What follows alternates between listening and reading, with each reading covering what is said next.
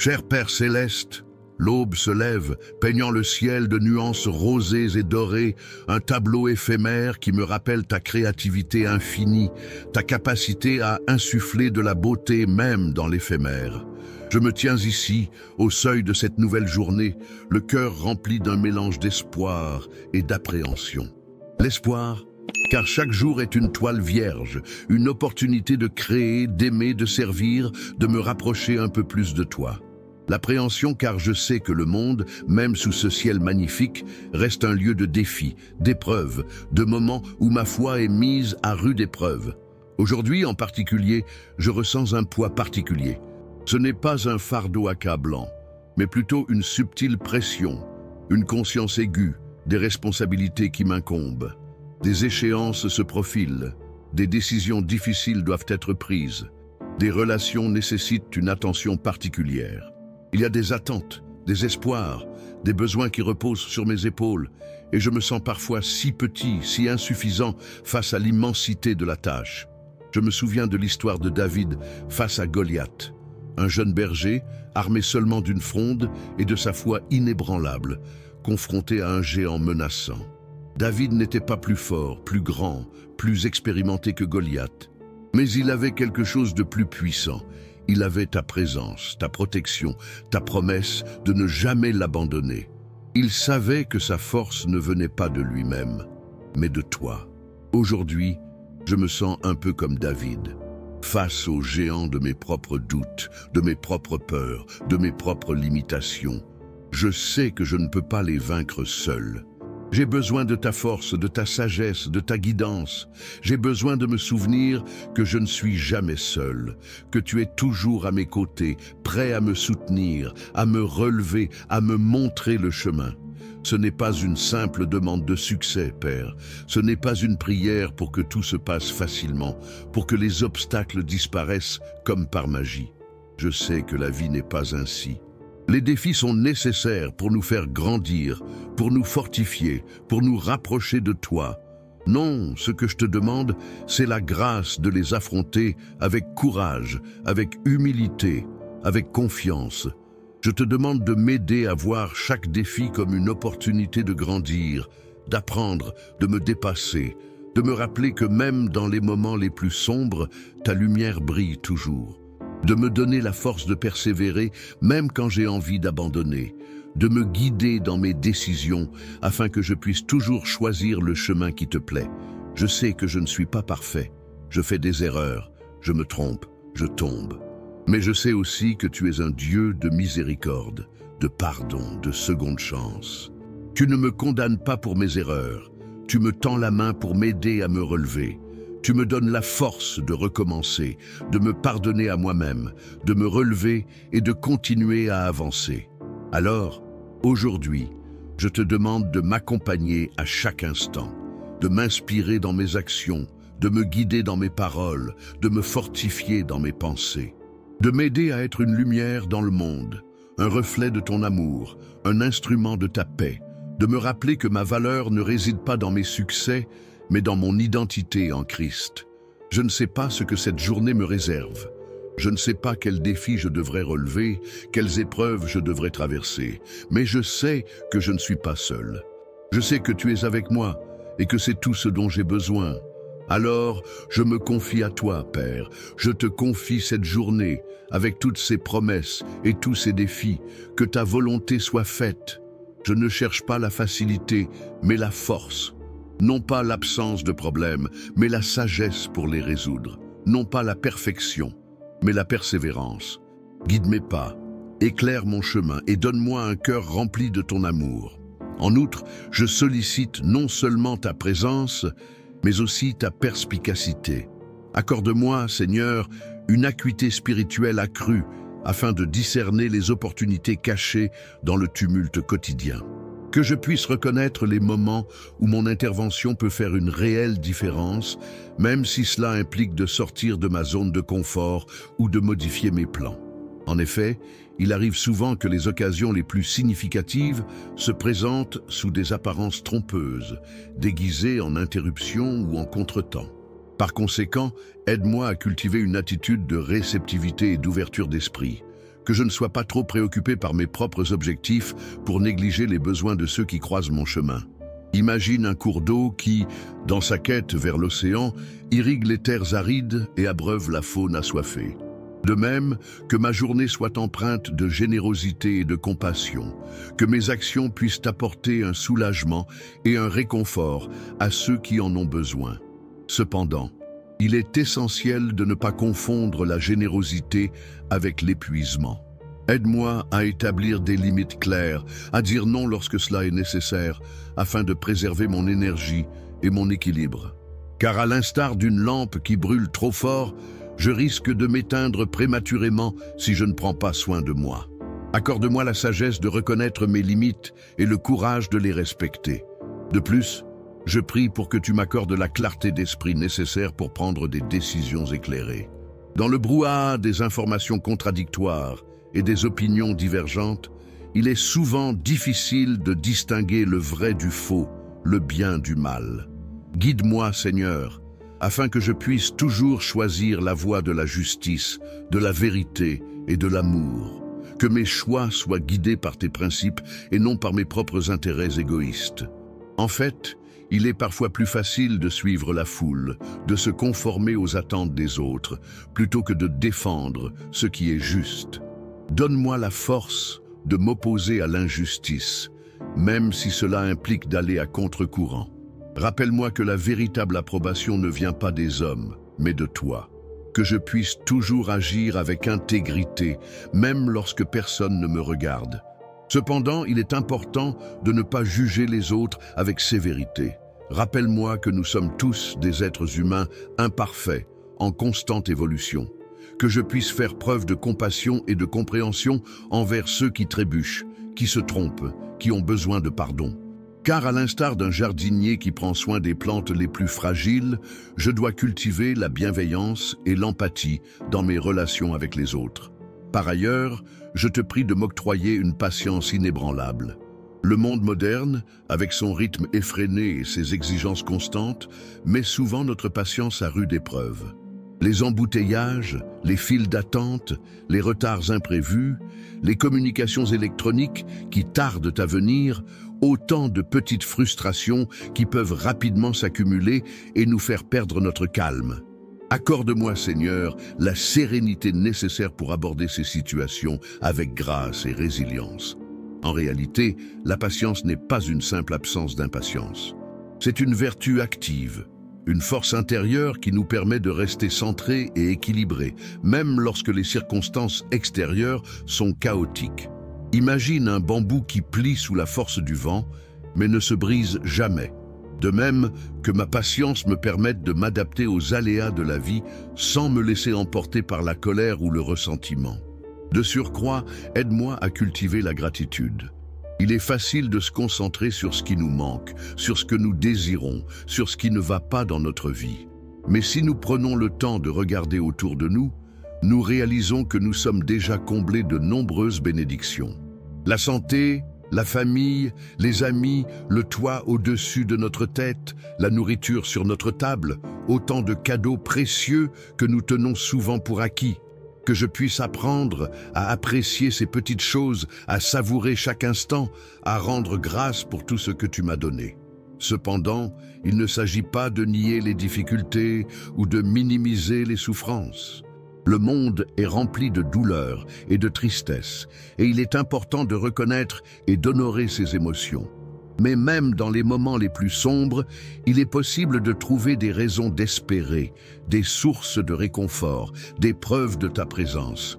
Que je puisse apprendre à voir la lumière au bout du tunnel, à me souvenir que tu es toujours avec moi, même dans les ténèbres. En conséquence, je te demande de m'aider à être un témoignage vivant de ton amour, que mes actions, mes paroles, mes pensées reflètent ta compassion, ta miséricorde, ta justice, que je puisse être un instrument de ta paix, un porteur d'espoir, un semeur de joie, que je puisse inspirer les autres à te connaître, à t'aimer, à te servir. Cela dit, il est essentiel de ne pas chercher à imposer ma foi aux autres. Chacun a son propre chemin, son propre rythme, sa propre relation avec toi. Que je puisse respecter les convictions des autres, même si elles diffèrent des miennes. que je puisse témoigner de mon amour pour toi par mon exemple, plutôt que par mes sermons. Dès lors, comment cela se traduit-il lorsque vous êtes confronté à un collègue difficile ou à un client mécontent? Au lieu de réagir avec irritation ou frustration, demandez à Dieu de vous donner la patience et la sagesse de répondre avec amour et compréhension. Cherchez à comprendre leur point de vue, à reconnaître leur douleur, à leur offrir un soutien. Vous constaterez peut-être que votre simple acte de gentillesse peut faire une énorme différence dans leur journée et peut-être même dans leur vie. De surcroît, je sollicite ton aide pour naviguer avec sagesse dans le domaine des relations interpersonnelles. La toile complexe des interactions humaines peut souvent s'avérer un labyrinthe déroutant, parsemé d'incompréhensions, de conflits et de malentendus. Accorde-moi, Seigneur, la clairvoyance nécessaire pour percevoir les besoins non exprimés et les motivations cachées derrière les paroles et les actions d'autrui. Qu'à l'image d'un chef d'orchestre harmonisant les différents instruments, je puisse contribuer à créer une symphonie de respect et de collaboration au sein de mes cercles sociaux et professionnels. Cela dit, il est crucial de ne pas succomber à la tentation de plaire à tout prix. L'approbation constante des autres ne doit pas devenir une boussole qui guide mes actions. Au contraire, que ma conduite soit dictée par un sens aigu de l'intégrité et de la fidélité à tes préceptes. À l'instar d'un phare qui guide les navires à travers les tempêtes, je dois rester ferme dans mes convictions, même lorsque cela implique de nager à contre-courant. Cependant, il est tout aussi important de ne pas céder à l'orgueil et à la suffisance. L'humilité doit être une qualité omniprésente dans mes interactions avec les autres. Reconnaître mes propres erreurs et faiblesses est une preuve de force, non de faiblesse. À l'image d'un arbre qui se courbe sous la force du vent, je dois apprendre à me remettre en question et à accepter les critiques constructives afin de progresser et de m'améliorer. Par ailleurs, je te prie de m'accorder la capacité d'écouter attentivement et avec empathie. Souvent, nous sommes tellement préoccupés par ce que nous allons dire ensuite que nous n'accordons pas une véritable attention aux paroles de notre interlocuteur. Aide-moi à me défaire de cette habitude et à me concentrer pleinement sur ce que l'autre personne essaie de communiquer, tant au niveau verbal que non verbal. Qu'à l'image d'un miroir qui reflète fidèlement l'image, je puisse offrir à l'autre une expérience d'écoute authentique et respectueuse. En outre, je sollicite ton intervention pour que je puisse faire preuve de discernement dans l'utilisation de la technologie. Les outils numériques, bien que potentiellement bénéfiques, peuvent également devenir des sources de distraction, de dépendance et de comparaison malsaine. Donne-moi la sagesse de les utiliser avec modération et de ne pas les laisser empiéter sur mon temps de prière, mes relations personnelles et mes responsabilités. Que je puisse rester conscient de l'impact de mes activités en ligne et m'assurer qu'elles contribuent à mon épanouissement spirituel et à celui des autres. En sus de cela, je recherche ardemment un cœur rempli d'humilité et de gratitude, même face à l'adversité. Il est aisé de louer lorsque les cieux sont cléments et que la moisson est abondante, mais qu'en est-il lorsque la tempête fait rage et que les récoltes dépérissent? Accorde-moi, Seigneur, la force de reconnaître ta présence même dans les moments de désolation, de comprendre que chaque épreuve porte en elle une leçon précieuse, une opportunité de croissance spirituelle. Imagine le viticulteur qui, après une saison difficile, sait reconnaître la qualité unique du raisin, forgé par les éléments. De même que je puisse apprécier la richesse que les difficultés apportent à mon caractère. D'ailleurs, il est essentiel de ne pas succomber à l'amertume ou au ressentiment face aux injustices ou aux déceptions. Ces sentiments corrosifs risquent d'empoisonner mon âme et de me détourner de ton chemin. Au lieu de cela, aide-moi à cultiver un esprit de pardon, à libérer ceux qui m'ont blessé et à me libérer moi-même du fardeau de la rancune. Songeons à Nelson Mandela qui, après des années d'emprisonnement injuste, a choisi la réconciliation plutôt que la vengeance. Que son exemple m'inspire à embrasser la miséricorde et à construire des ponts de compréhension. Cela étant dit, Il convient de souligner l'importance de la persévérance dans la prière. Ne nous lassons jamais de frapper à la porte du ciel, de partager nos joies et nos peines avec toi. La prière n'est pas une formule magique qui exauce instantanément tous nos désirs, mais un dialogue intime avec notre Créateur, un moyen de renforcer notre relation avec lui, de nous aligner sur sa volonté. À l'image de l'athlète qui s'entraîne sans relâche pour atteindre son objectif, persévérons dans la prière, avec foi et détermination. Maintenant, considérez comment cela s'applique lorsque vous êtes confronté à un projet qui semble insurmontable ou à un défi qui met votre foi à l'épreuve. Plutôt que de céder au découragement, tournez-vous vers la prière, demandez à Dieu de vous guider, de vous donner la force de persévérer, de vous révéler la solution.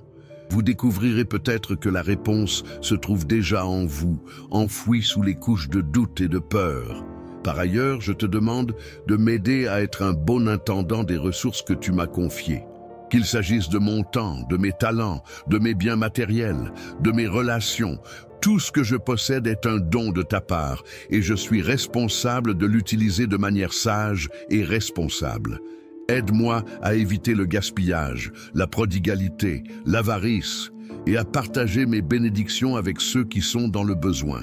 Imagine le jardinier qui prend soin de son jardin avec amour et diligence, en récoltant les fruits et en les partageant avec sa communauté. De même que je puisse cultiver mes talents et les mettre au service des autres. De plus, je prie pour que tu me protèges des tentations qui se présentent sur mon chemin. Le monde est rempli de pièges et de distractions qui peuvent nous détourner de ton chemin. Aide-moi à reconnaître ces dangers, à les éviter et à me réfugier dans ta protection. Rappelle-moi que la victoire sur la tentation ne dépend pas de ma seule volonté, mais de ta grâce et de ton aide. À l'image du berger qui protège son troupeau des loups, veille sur moi et guide-moi dans les sentiers de la justice. En vérité, l'épanouissement spirituel ne se limite pas à une introspection solitaire ou à une piété ostentatoire. C'est une force dynamique qui doit rayonner dans nos interactions quotidiennes, transformant notre manière de percevoir le monde et d'agir en son sein. Dès lors, comment incarner cette transformation dans un environnement professionnel souvent régi par la compétition et la performance? En réalité, au lieu de considérer vos collègues comme des rivaux, efforcez-vous de les percevoir comme des partenaires, des compagnons de route vers un objectif commun. Au lieu de chercher à vous mettre en avant, concentrez-vous sur la manière dont vous pouvez les aider à réussir, à développer leurs talents, à surmonter leurs difficultés. Imaginez une équipe d'alpinistes, chacun dépendant des autres pour atteindre le sommet.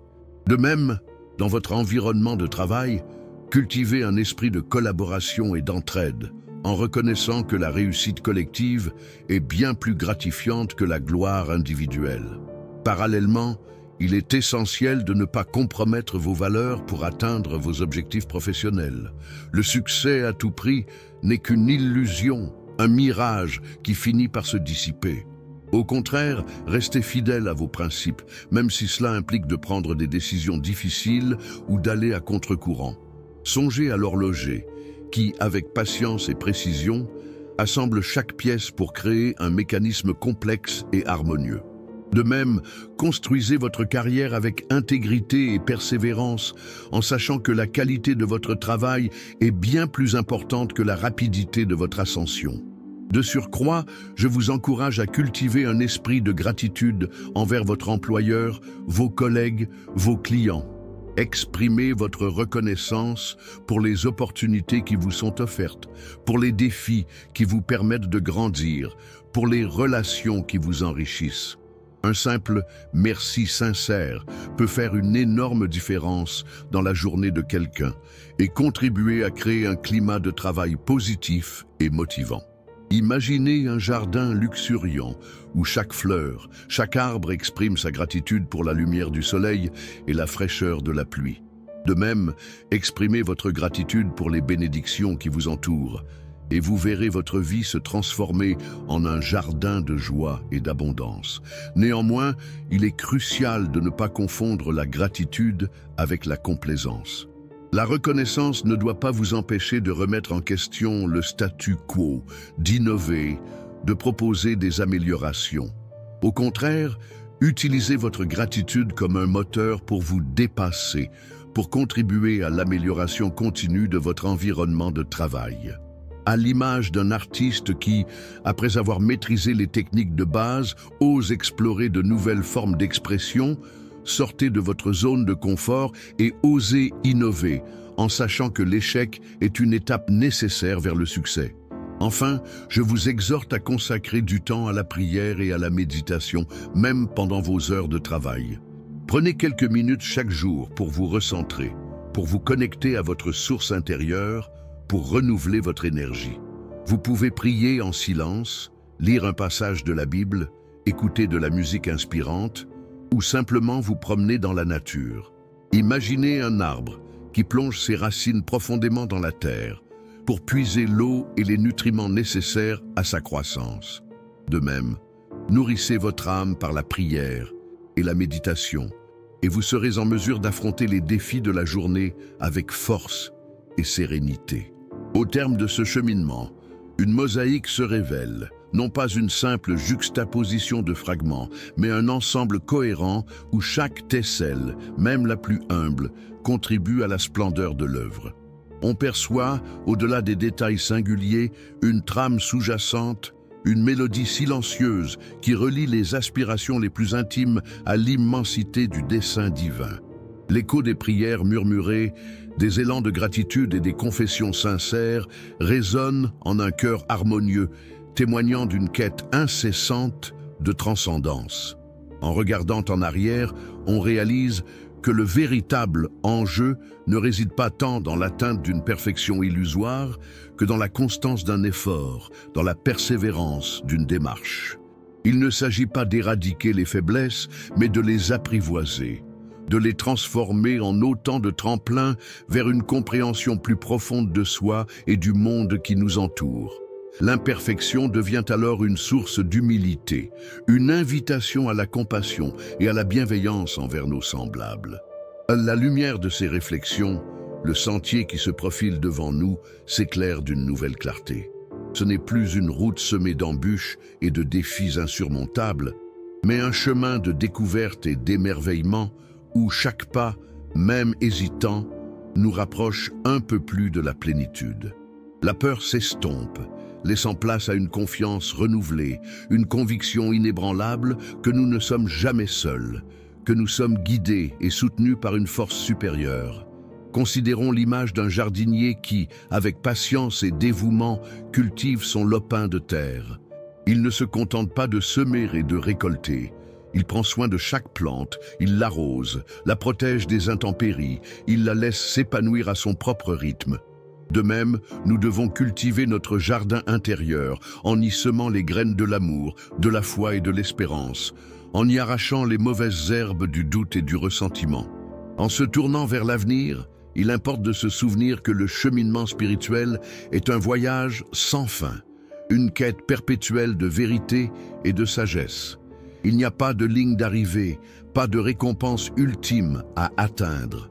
L'essentiel réside dans la joie du voyage, dans la beauté des rencontres, dans la richesse des expériences vécues. C'est dans cet esprit que nous devons aborder la dernière étape de cette réflexion, avec humilité, gratitude et une foi inébranlable. Ainsi s'achève cette humble conversation, non comme un point final, mais comme une virgule suspendue dans l'immensité du dialogue que nous entretenons, chacun avec le divin. Ce n'est pas la fin d'une prière, mais l'aube d'une pratique, le murmure initial d'une symphonie qui se déploie au fil des jours, au rythme des joies et des peines, des certitudes et des doutes. Car la véritable oraison ne réside pas dans la récitation de paroles pieuses, mais dans l'incarnation de ces paroles dans la trame de notre existence. Il ne s'agit plus de demander, mais d'offrir. D'offrir notre écoute, notre compassion, notre service, de devenir non des récipients avides de grâce, mais des canaux par lesquels l'amour de Dieu se déverse dans le monde, de transformer chaque geste, chaque parole, chaque pensée en une offrande, en un témoignage silencieux de notre foi. de faire de notre vie une prière vivante, un cantique de reconnaissance qui s'élève vers le ciel. Que cette journée et toutes celles qui suivront soient empreintes de cette conscience nouvelle, que nous puissions voir au-delà des apparences, au-delà des difficultés, au-delà de nos propres limites, que nous puissions reconnaître la présence de Dieu dans chaque être humain, dans chaque événement, dans chaque instant, que nous puissions apprendre à aimer comme il aime, à pardonner comme il pardonne, à servir comme il sert. La véritable pratique commence maintenant, non dans l'isolement d'une méditation solitaire, mais dans l'épreuve du quotidien, au contact de nos semblables, au cœur des défis qui se présentent à nous. C'est là, dans l'arène du monde, que notre foi est mise à l'épreuve, que notre amour est mis à l'épreuve, que notre espérance est mise à l'épreuve. Et c'est là aussi que nous pouvons témoigner de la puissance transformatrice de la grâce divine. Alors, levons-nous et partons à la rencontre de cette journée avec un cœur ouvert, un esprit humble et une confiance inébranlable. Sachons que nous ne sommes jamais seuls, que nous sommes accompagnés, guidés, soutenus par une force infiniment plus grande que nous soyons des artisans de paix, des semeurs de joie, des porteurs d'espérance, et que chaque pas que nous ferons soit une ode à la gloire de Dieu.